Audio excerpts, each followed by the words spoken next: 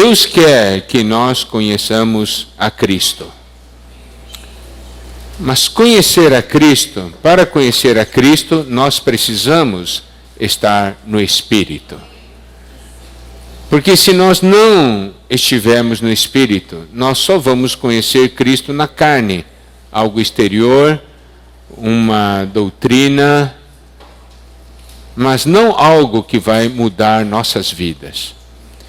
Por isso, a importância de nós estarmos no Espírito. Porque Deus é Espírito, importa que os seus adoradores o adorem em Espírito e em verdade, em realidade. Então, amados irmãos, olha a importância de estarmos no Espírito, porque no Espírito nós vamos tocar na realidade desses itens que estão nos versículos 15 a 19. Deus está falando do livro de Colossenses, por quê? Porque ele está reivindicando, ele está vindicando o lugar de Cristo nas nossas vidas. O Senhor está nos preparando para a sua volta.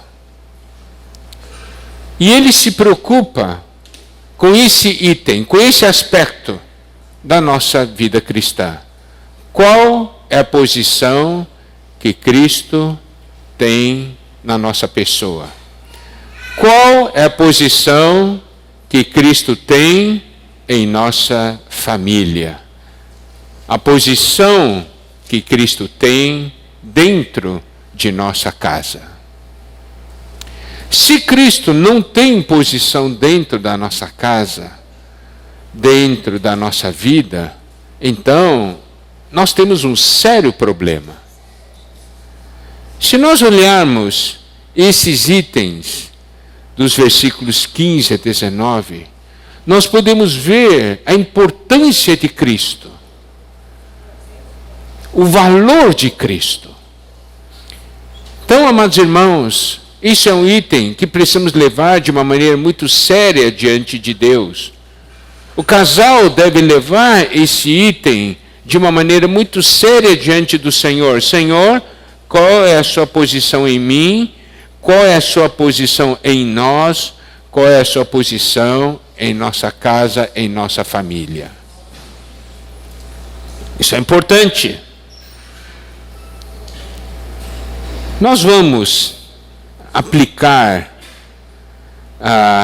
esses itens dos versículos 15 a 19, aplicar para a nossa vida familiar.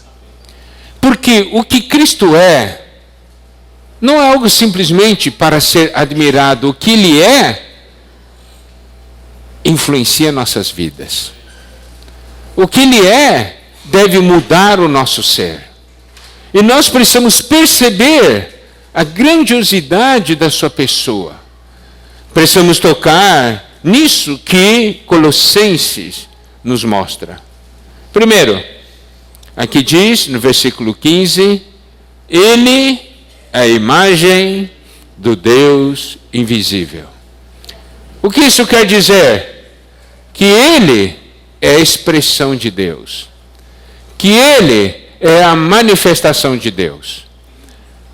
Aí vamos tocar um ponto da nossa vida familiar. Nós queremos ou não que Deus seja expresso na nossa pessoa, que Deus seja expresso na nossa família. Se nós queremos, então nós precisamos de Cristo. Sem Cristo é impossível expressarmos a Deus. Sem Cristo é impossível. Eu quero expressar Cristo para o meu cônjuge. Se eu quero, eu preciso de Cristo. Eu desejo expressar Cristo, expressar Deus para meus filhos. Eu preciso de Cristo. Eu preciso conhecer Cristo no Espírito. Eu preciso tocá-lo, eu preciso vê-lo. Ele é a imagem do Deus invisível. Invisível significa ninguém consegue ver. Agora, se você diz, Eu tenho Deus em minha casa. Ninguém consegue ver. O que quer dizer isso? Falta de Cristo. Não é?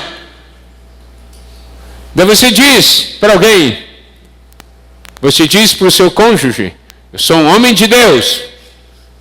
O cônjuge diz, olha, eu não estou vendo não. O que é isso? Falta de Cristo. Não, irmãos, eu vou dizer uma coisa, se o nosso cônjuge não consegue ver, você acha que os outros vão conseguir ver?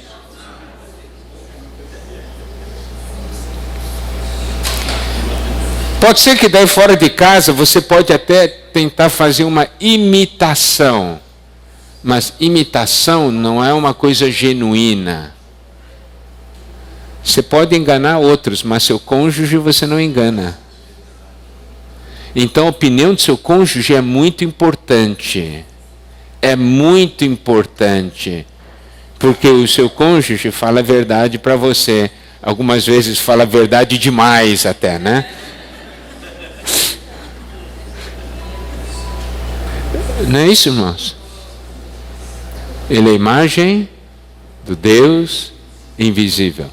Olha, imagina a beleza do fato e o valor, né, de uma coisa. Diga, você pensa uma coisa, seu cônjuge falando para você, ô bem, eu estou vendo Deus em você.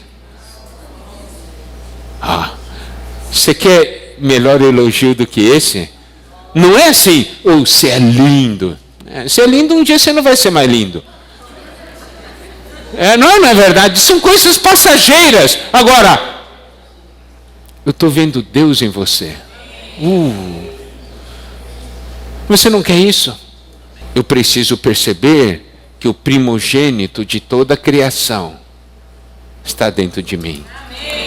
Ele vive em mim. Não é? Quer ver um versículo que eu gosto muito, porque esse é um versículo que sempre nos consola e nos conforta, que é Evangelho de João, capítulo 2, versículo 25. Evangelho de João, capítulo 2, versículo 25. Diz assim, e não precisava de que alguém lhe desse testemunho a respeito do homem, porque ele mesmo sabia o que era a natureza humana.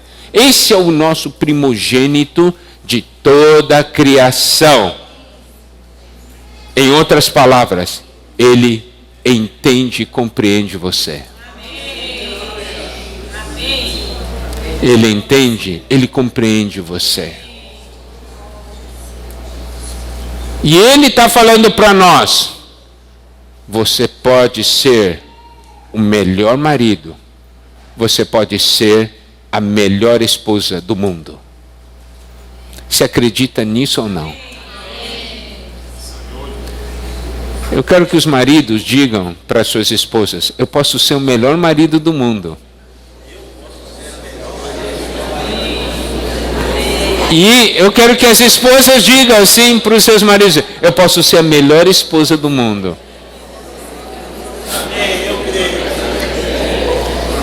Por quê? Porque o primogênito de toda a criação está em nós. O que eu preciso é conhecê-lo. O que eu preciso está ligado a ele. Os irmãos compreendem? Voltando para o livro de Colossenses, diz assim, pois nele foram criadas todas as coisas.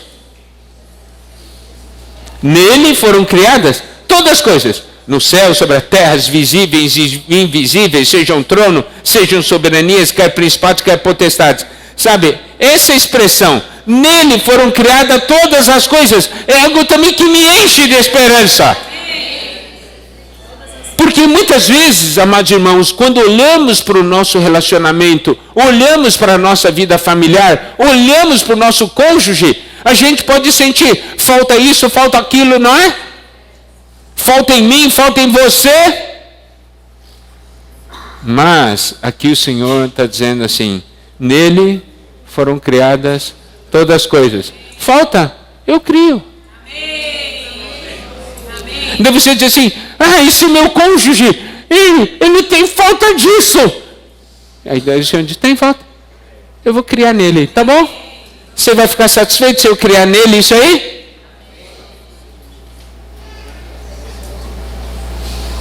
Nós temos que crer. Você pode dizer assim: meu marido não é carinhoso. Você diz: tá bom, eu vou criar e pôr carinho nele.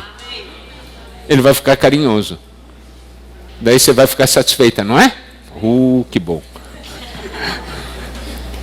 O Senhor pode. Irmão, nós temos que crer. Por isso que a Bíblia revela quem Ele é. Nele foram criadas todas as coisas. Se nele foram criadas todas as coisas, falta alguma coisa para nós? Não. Diga para o seu cônjuge: não falta nada para nós.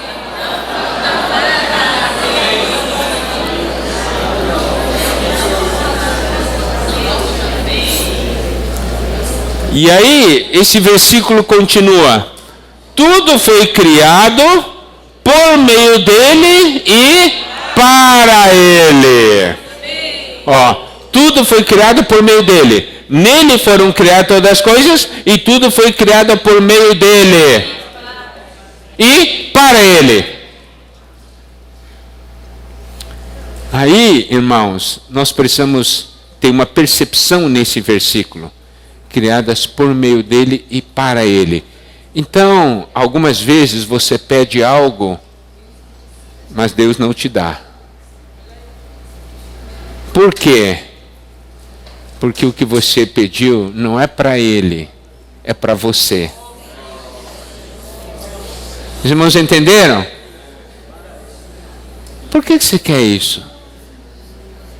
É para satisfazer meu ego. Não vou dar, não. Não vou dar. Mas, assim, por quê? Senhor, é para ti. Gostei. Gostei. Por que, Senhor, gostaria que o meu cônjuge fosse assim? Para quê? Esse aqui é meu gosto, é porque eu quero isso aí. Você tem que dizer: Senhor, é para servi-lo melhor. Muito bem. Por meio dele e para ele. Está vendo? Eu vou dizer uma coisa, amados irmãos. À medida que a gente vai tocando naquilo que Cristo é, sabe, nós vamos vendo: puxa, nós temos tudo. Eu preciso ganhar Cristo. Eu preciso conhecer mais a Cristo. Porque está tudo nele.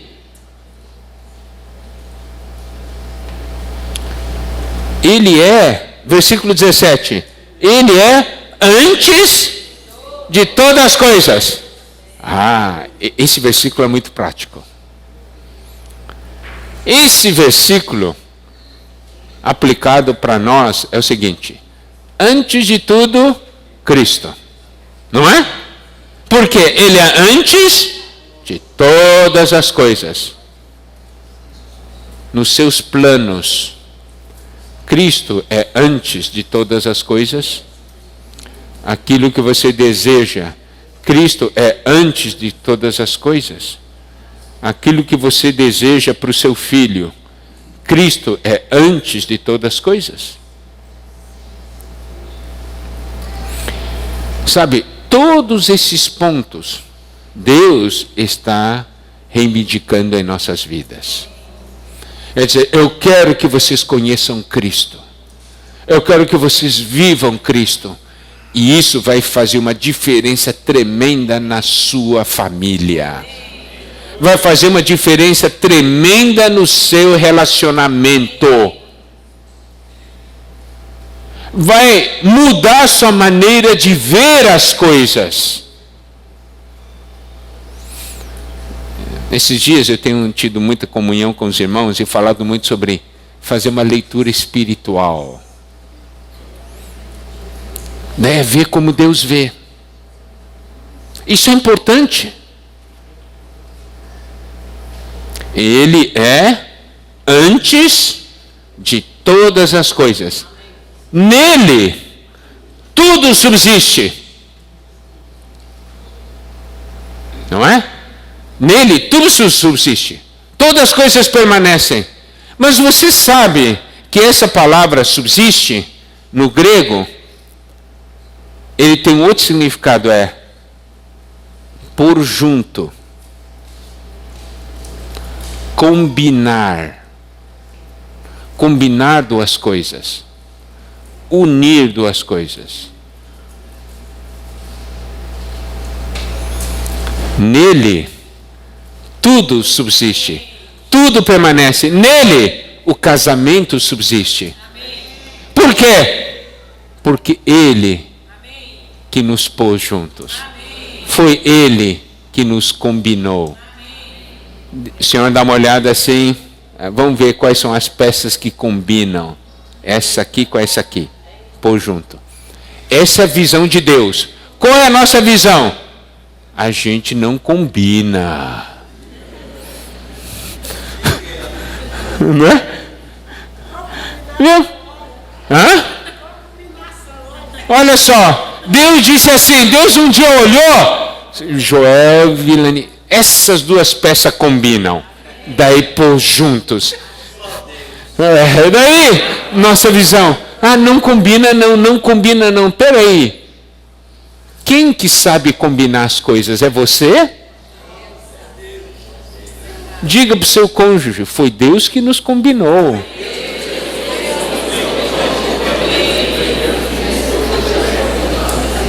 Não discuta com Deus. Sabe o que é reivindicar o lugar de Cristo? É para parar de falar em casa de que nós não combinamos. Você tem que respeitar Cristo. Cristo diz assim, eu combinei vocês dois. E quem falou que vocês não combinam? Quem ousa ir contra o que eu estou falando? Não é? Deus disse combina. Satanás diz não combina. E você está falando igual a Deus ou igual a Satanás? Apocalipse diz que ele é o princípio e o fim, né? O negócio é deixar Deus começar. Quando Deus começa, Ele termina. Agora, quando eu começo, a coisa é diferente. Ele é o primogênito de entre os mortos. Isso quer dizer o quê? Ele foi o primeiro que ressuscitou. Isso, novamente, é algo que nos enche de esperança. Por quê? Porque muitas vezes, no relacionamento entre dois, muitas coisas morrem ao longo do caminho. Já ouvi casais falarem, nosso amor morreu.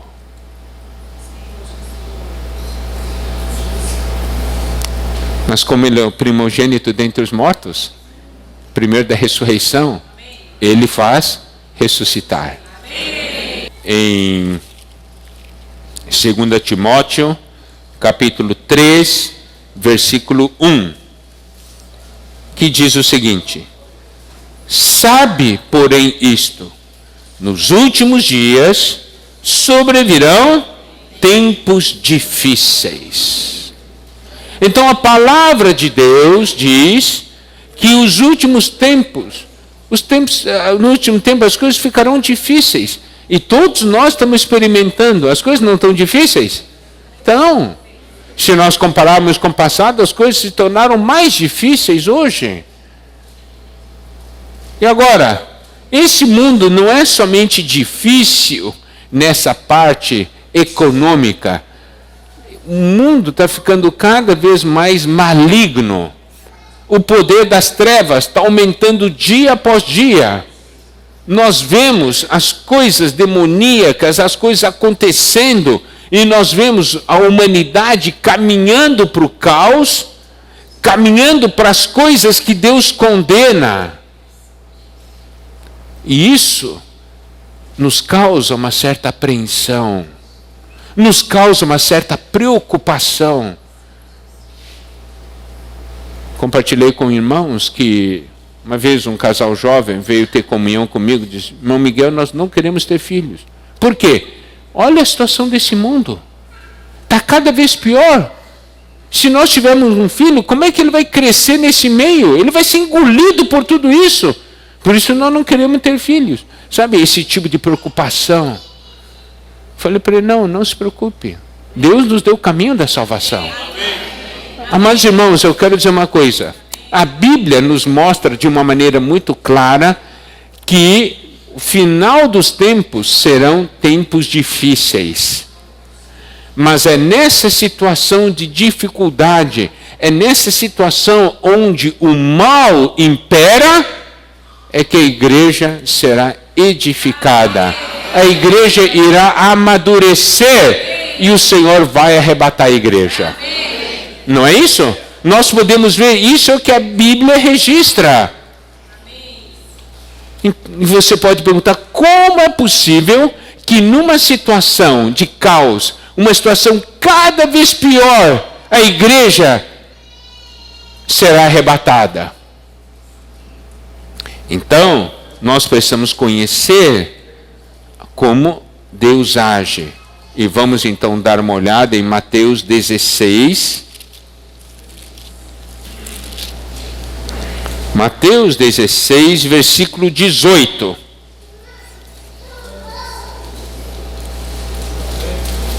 Mateus 16, 18.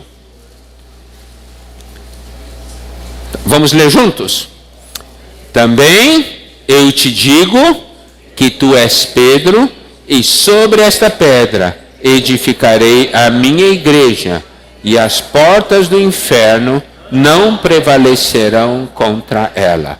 Esse versículo traz uma afirmação que é o caminho da nossa salvação. Aqui diz que as portas do inferno não prevalecerão contra a igreja edificada. Porque o Senhor disse: eu edificarei a minha igreja e as portas do inferno ou as portas do Hades não prevalecerão contra ela. Sabe, a sensação que hoje nós temos ao fazer a leitura espiritual desse mundo é que as portas do inferno, as portas do Hades estão escancaradas. Os demônios estão saindo, as coisas das trevas estão sendo liberadas a todo vapor. Não é? Você não tem essa sensação também? As portas do Hades estão escancaradas. Mas aqui o Senhor diz que as portas do Hades não prevalecerão contra a igreja edificada. Então, qual é a nossa salvação? É a igreja edificada. Irmãos, isso é um princípio muito importante.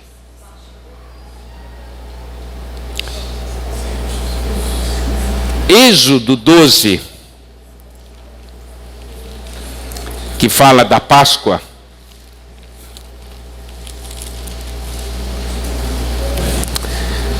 Êxodo 12, que fala da Páscoa, tem um versículo que mostra algo muito importante, algo que nos impressiona. Pelo menos eu fico muito impressionado. Nós temos que pensar naquela noite. Vamos todos voltar para aquela noite, né, da 10ª praga, aquela noite da morte dos primogênitos. O Senhor falou o seguinte, né, que na versículo 12, Êxodo 12, 12, diz assim: naquela noite passarei pela terra do Egito, ferirei na terra do Egito todos os primogênitos, desde os homens até os animais, executarei o juízo sobre todos os deuses do Egito. Eu sou o Senhor. O sangue vos será por sinal nas casas em que estiverdes. Quando eu vir o sangue, passarei por vós, e não haverá entre vós praga destruidora, quando eu ferir a terra do Egito.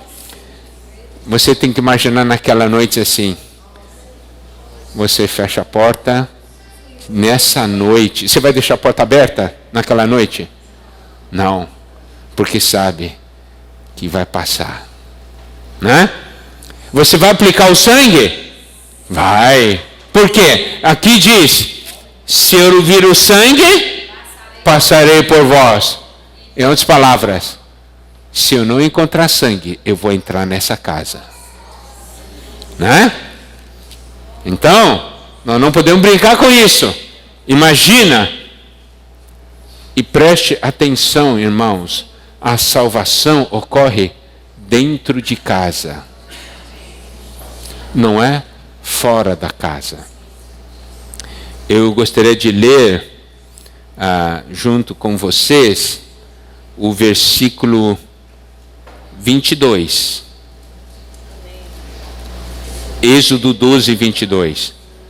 Tomai um molho de sopo, molhai-o no sangue que estiver na bacia, e marcai a verga da porta e suas ombreiras com o sangue que estiver na bacia. Nenhum de vós saia da porta da sua casa até pela manhã. Ninguém saia de casa. Ninguém saia de casa. Versículo 23, porque o Senhor passará para ferir os egípcios. Quando vir, porém, o sangue na verga da porta e ambas as ombreiras, passará o Senhor aquela porta e não permitirá ao destruidor que entre em vossas casas para vos ferir. Amados irmãos, a edificação tem que começar dentro de casa. Não é? Edificação tem que começar dentro de casa. Mas daí você vai perguntar assim: Miguel, como que vai ocorrer a edificação? Aí nós temos duas porções da Bíblia. Essas porções nós vimos com os irmãos que servem no início da semana. Efésios, capítulo 4.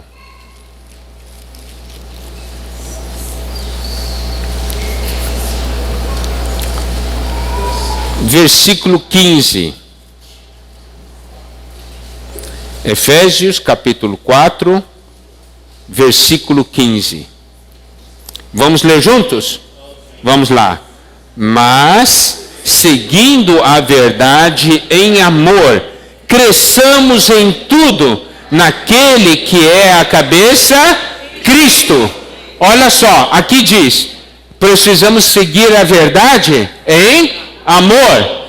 E devemos crescer em tudo naquele que é a cabeça. Olha, aqui diz para a gente crescer naquele que é a cabeça. Significa que você precisa crescer para dentro da cabeça. Cristo tem que encabeçar-nos dia a dia, cada vez mais. E aí o versículo 16 mostra o resultado desse encabeçamento. Versículo 16 mostra o resultado desse encabeçamento, que diz: de quem todo o corpo, bem ajustado e consolidado pelo auxílio de toda a junta, segundo a justa cooperação de cada parte, efetua o seu próprio aumento para edificação de si mesmo em amor. Olha como é importante termos Cristo como cabeça em nossa vida e em nossa casa, e é claro, na vida da igreja. Você sabe o que acontece quando você é encabeçado por Cristo? Quando Cristo se torna a sua cabeça, Ele passa a governá-lo, não é?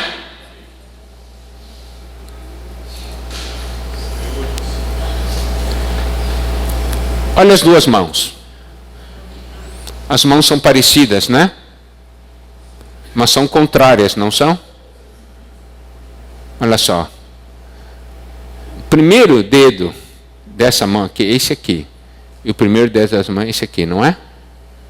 Não são exatamente o oposto? Hã?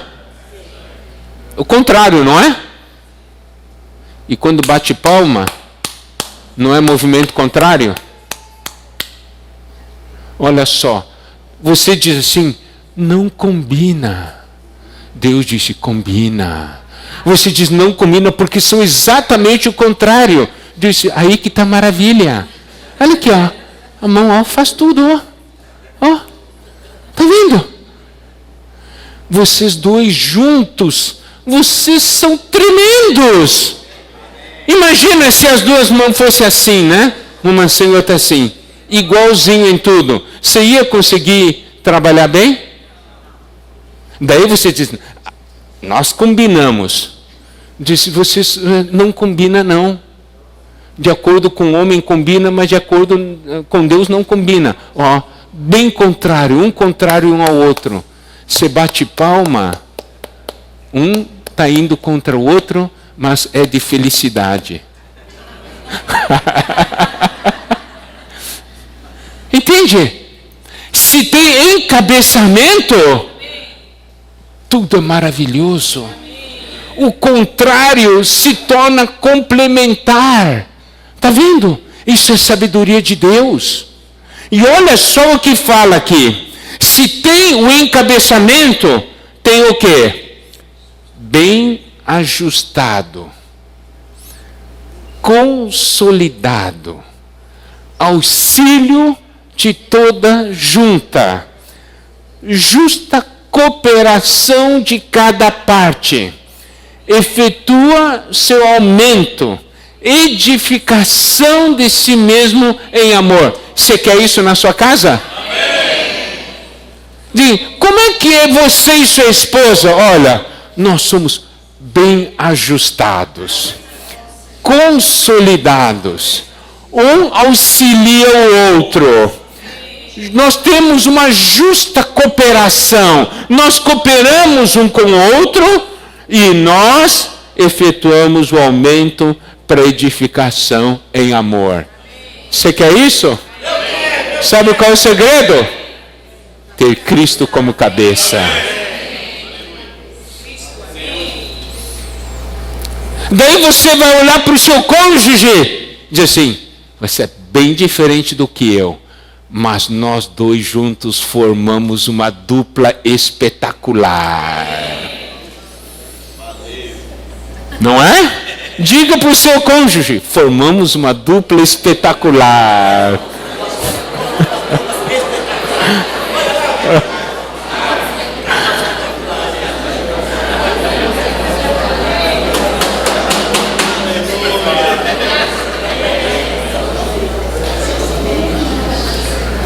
Por quê? Porque tem encabeçamento.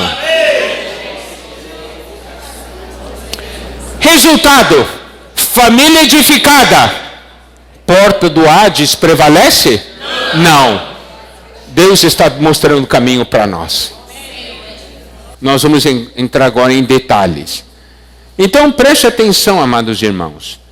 Nós estamos falando em ter Cristo como cabeça e todos nós sermos encabeçados por Cristo. Aí entra um ponto, um princípio espiritual muito importante, que o nosso relacionamento deve ser por meio da cabeça. Significa, precisa passar pela cabeça. Os problemas existentes são decorrência de fato de nós tentarmos ter um relacionamento direto. Mas o nosso relacionamento, porque nós somos membros do corpo, nós precisamos ter um relacionamento por meio da cabeça, porque é a cabeça que nos coordena. Marido e mulher. Mulher faz algo, marido olhou, não gostou. Qual é a primeira reação? Abre a boca e começa a falar, não é? Abre a boca e começa a falar. Isso é relacionamento direto. O que é relacionamento por meio da cabeça? Vai querer falar, diz, oh Senhor Jesus. Passa pela cabeça. Cabeça, sabe ou não sabe que cometeu um erro lá? Sabe ou não sabe? Sabe. Então, oh Senhor Jesus. Daí, você fala passando pela cabeça. É ou não é diferente? Não é?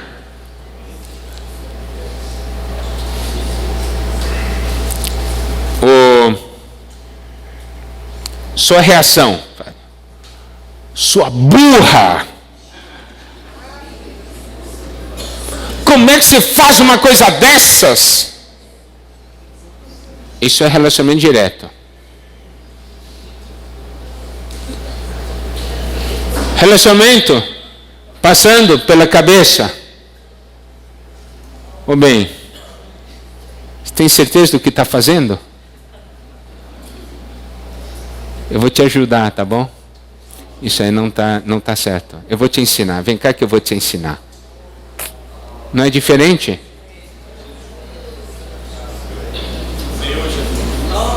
É diferente, passou pela cabeça. Tudo começa com seu relacionamento com a cabeça. Esse princípio é importante. Começa com você tendo relacionamento com a cabeça.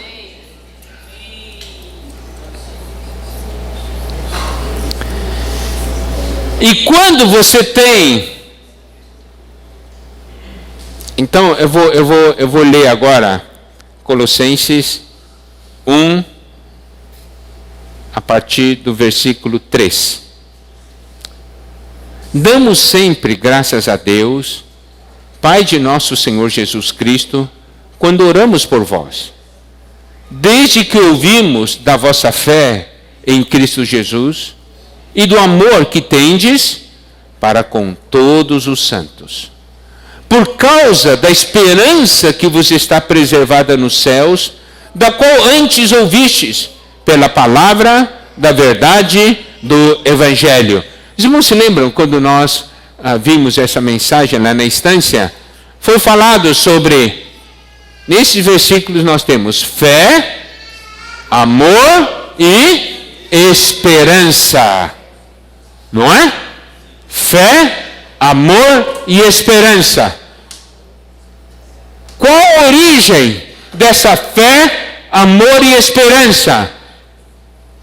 Essa fé, amor e esperança vem da nossa comunhão com a cabeça.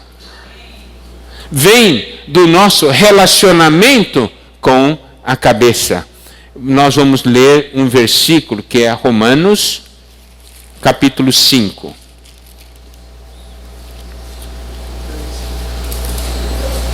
Romanos capítulo 5, os primeiros versículos, mostram o relacionamento entre nós e o Senhor. E o resultado desse relacionamento entre nós e o Senhor. Aí, olha só, Romanos 5, a partir do versículo 1, diz assim: justificados, pois, mediante a fé, temos paz com Deus por meio de nosso Senhor Jesus Cristo, por intermédio de quem obtivemos igualmente acesso pela fé a esta graça. Está vendo? Esse é seu relacionamento com o Senhor. Temos acesso pela fé a esta graça. Né? Somos justificados mediante a fé e temos paz com Deus por meio do nosso Senhor Jesus Cristo. Daí diz assim: acesso pela fé a esta graça, na qual estamos firmes e gloriamo-nos na esperança da glória de Deus. Está vendo? Nós temos acesso pela fé a esta graça, que é realmente Cristo dado a nós. Não é isso? a esta graça, na qual estamos firmes e nós nos gloriamos na esperança da glória de Deus.